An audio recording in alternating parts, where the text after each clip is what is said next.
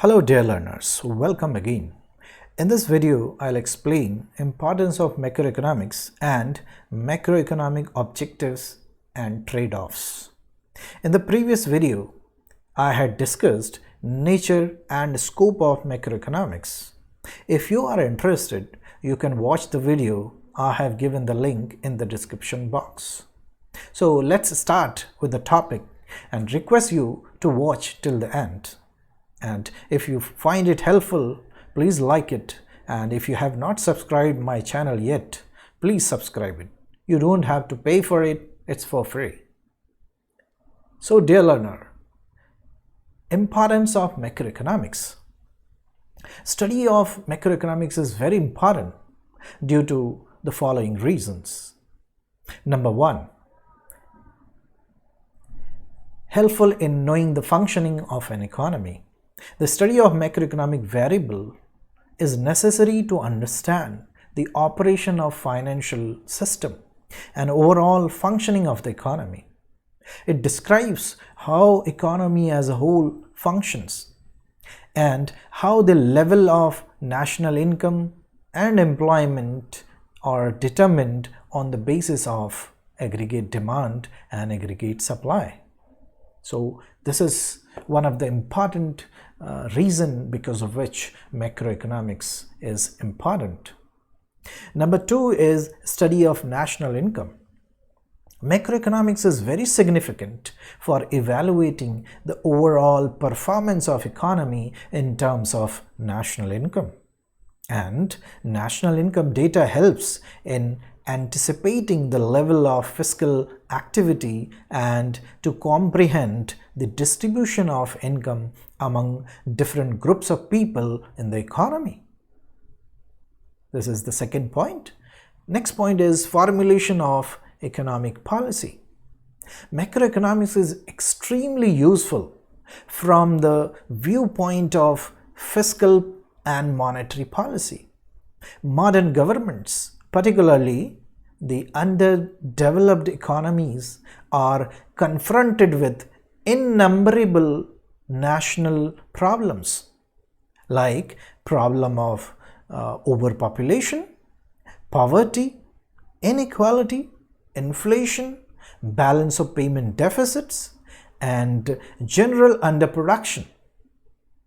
And fiscal and monetary policy play very important role in achieving macroeconomic objectives of economic growth with equity, justice, and price stability. And for all this, you need to have a proper formulation of economic policy, and this is the subject matter of macroeconomics. So this is also one of the reasons why macroeconomic study is important. Next is study of trade cycles. Study of macroeconomics is very useful in tackling the ups and downs of different phases of trade and business cycles, be it boom period, be it recession, or recovery, or trough. Appropriate policy prescription for each phase of trade cycles requires thorough study of macroeconomic theory and policies, which is part of macroeconomic study. Next comes change in general price level or inflation. Macroeconomic study also helps in analyzing the change in general price level in the economy. For this, you need to calculate WPI and CPI index. What is WPI and CPI? WPI is wholesale price index and CPI is consumer price index. And calculation of this is very important, and it is also one of the important subject matter of macroeconomics. The price trend or inflation tells the movement of economy towards a particular direction. It helps in understanding the phases of trade cycle the economy is passing through, and accordingly policy decisions are taken. So from this perspective also macroeconomic study is very important. Next comes helpful in a study of microeconomics. For understanding the behavior of individual units, the study of macroeconomics is vital. Demand for individual products depends upon aggregate demand in the economy. Unless the causes of deficiency in aggregate demand are analyzed, it is not possible to understand fully the reasons for a fall in the demand of individual products. Similarly, the reasons for increase in costs of particular firm or industry cannot be analyzed without knowing the average cost conditions of the whole economy. Thus, the study of individual units is not possible without the study of macroeconomics. So this is also one of the reasons. Next comes international comparisons. Macroeconomics study also helps in making international comparisons among nations. With macroeconomic parameters like national income, per capita GDP, exchange rate, and balance of payment analysis helps taking better trade decisions by a particular country. It further helps firms in taking efficient and informed decisions. One can also do comparison of countries on the basis of countries' GDP and per capita income. So from this angle also, study of macroeconomics is important. Next comes economic planning. Economics of growth is also a study of macroeconomics. It comes under macroeconomics.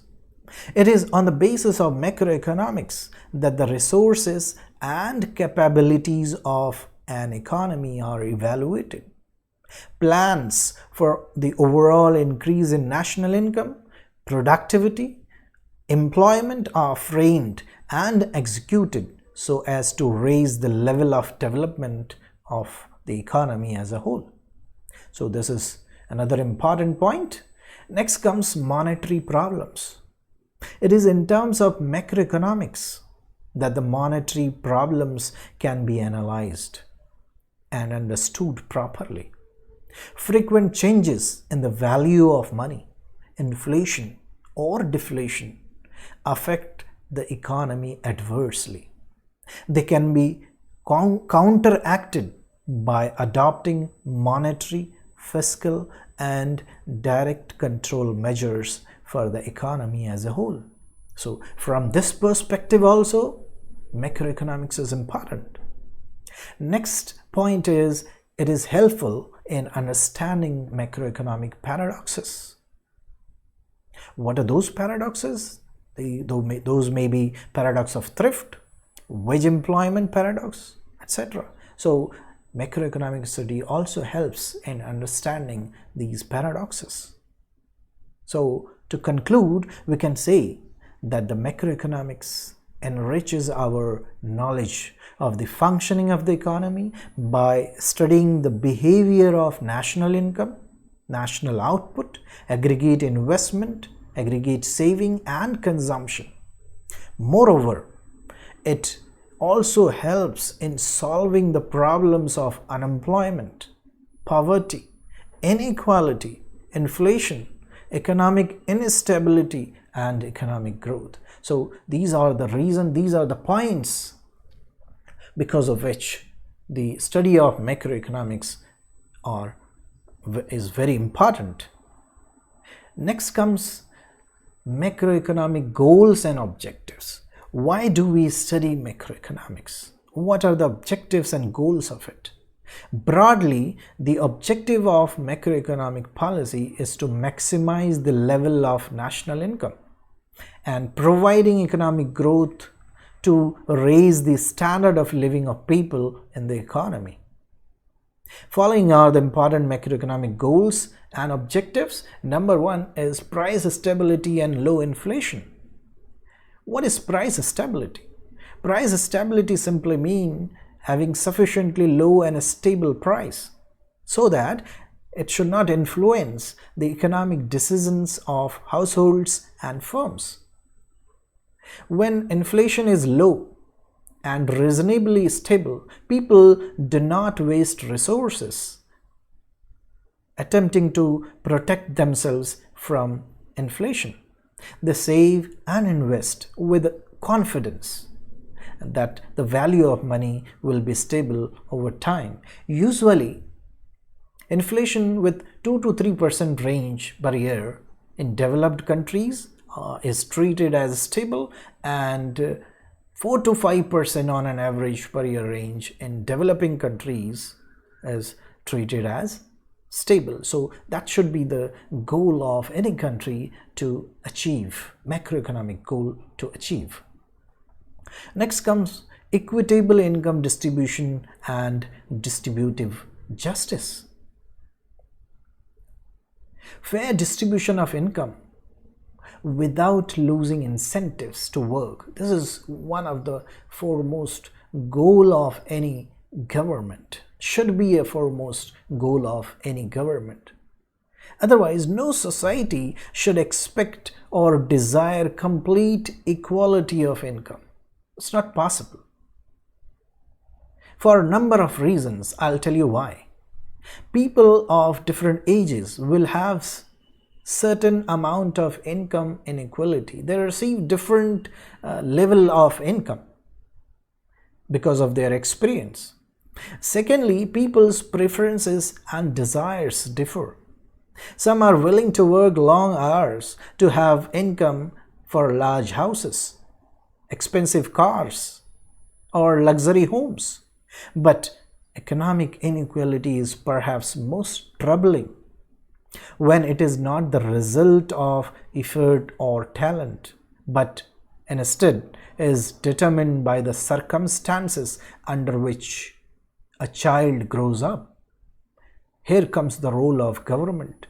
Public policy can attempt to build a ladder of opportunities so that even though all children will never come from identical families and attend identical schools, but each child has a reasonable opportunity to attain an economic niche in society based on their interests, desires, talents, and efforts.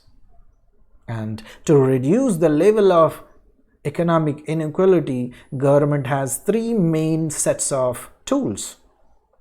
Government can adopt redistribution from those with high incomes to those with low incomes, provide opportunity to work to all, and a tax on inheritance. So this is another important macroeconomic goal or objective. Next comes full employment for people willing to work. Maintaining full employment or low employment and providing jobs for people willing to work is an important objective of any government or any economy. And trying to achieve zero cyclical unemployment. What is cyclical unemployment? It is a type of unemployment which is related to the cyclical trends in the industry or business cycle. Cyclical unemployment is directly related to the macroeconomic situation in the economy. Cyclical unemployment is that unemployment that results when overall demand for goods and services in an economy cannot support full employment. So government should apply appropriate macroeconomic policy to achieve less or zero cyclical unemployment. Next comes reducing natural rate of unemployment under this objective. What is natural rate of unemployment? It is a combination of frictional, structural, and surplus unemployment. In other words, it is the minimum unemployment rate resulting from real or voluntary economic forces. To reduce the natural rate of unemployment, we need to implement supply side policies such as better education and training to reduce occupational immobilities. Next, making it easier for workers and firms to relocate.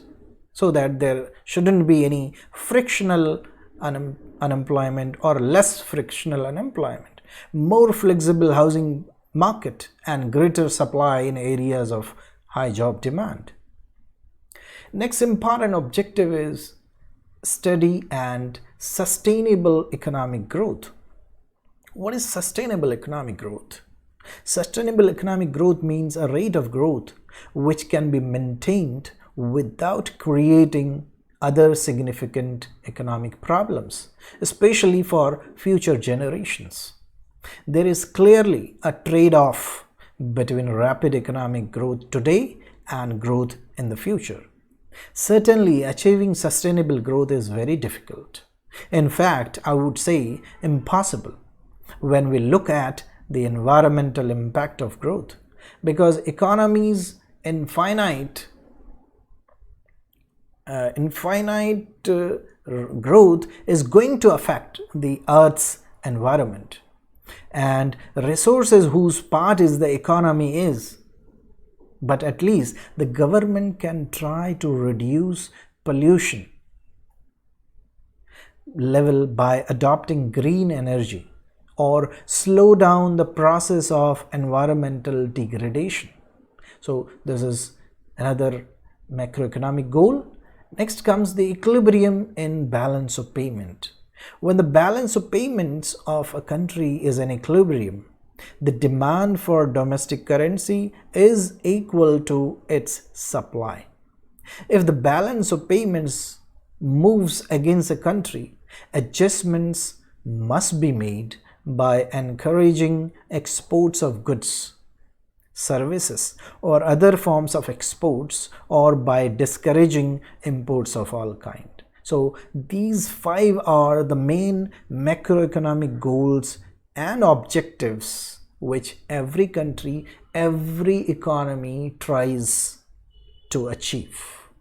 Next comes macroeconomic trade-off. While trying to achieve the above goals and objectives, there is always trade-off, and the first and foremost trade-off is unemployment versus inflation or price stability.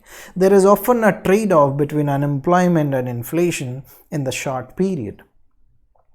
When there is high growth, jobs are created, causing unemployment to fall. But as unemployment falls, it can put upward pressure on wages, leading to inflation. In fact, A.W. Phillips suggested in his theory that there is a trade-off between these two objectives. But it is possible to reduce both inflation and unemployment. If successful supply-side policies are used, economy can reduce structural unemployment without causing wage inflation. And if the growth is sustainable, inflation will remain low. Next trade-off is income inequality versus economic growth. Income inequality is an extreme disparity of income distributions, with a high concentration of income usually in the hands of a small percentage of population. When income inequality occurs, there is a large gap between the wealth of one population segment compared to another. High income inequality may cause slower economic growth in the long run. According to a study, increases in the level of income inequality lead to lower transitional GDP per capita growth. Increases in the level of income inequality have a negative long-run effect on the level of GDP per capita. So this is another trade-off. Next is trade-off between economic growth and inflation. If there is rapid economic growth, it is more likely that the inflationary pressures will increase. Inflation is likely to occur when growth is above the long-run trend rate and aggregate demand increases faster than aggregate supply. And This leads to overheated economy, and overheated economy may lead to high inflation. What is overheating? Overheating is when the economy reaches the limits of its capacity, the productive capacity of an economy to meet all of the demand from individuals, firms, and government. When the economy is growing very quickly, firms have difficulty employing sufficient skilled labor. This can lead to wage inflation, and higher wages cause higher prices. Also, if demand grows faster than supply, firms will respond to shortages by putting up prices. However, it is possible to have economic growth without causing inflation if growth is sustainable, if it is close to the long-run trend rate. Then long-run average aggregate supply will increase at the same rate as aggregate demand, and therefore we will not see inflation. Next comes economic growth versus balance of payments. When economic growth is led by consumer spending, it tends to cause a deficit in current account. This is because as consumer spending rises, there will be a rise in import spending, and high economic growth may increase inflation and make exports less competitive. However, if economic growth is export-led, then there can be an increase in economic growth without causing current account deficit. For example, Germany has seen strong economic growth, but it often runs a current account surplus. So this is another trade-off: per capita income versus environmental degradation. A rapid growth may lead to increasing pollution. There is always a conflict between economic growth and environmental quality. Higher GDP and high per capita income lead to higher levels of pollution, environmental degradation, and consumption of non-renewable resources. But it is possible to have economic growth and increase per capita income without harming the environment, at least reducing the environmental harm by developing solar, wind, and other renewable energy sources.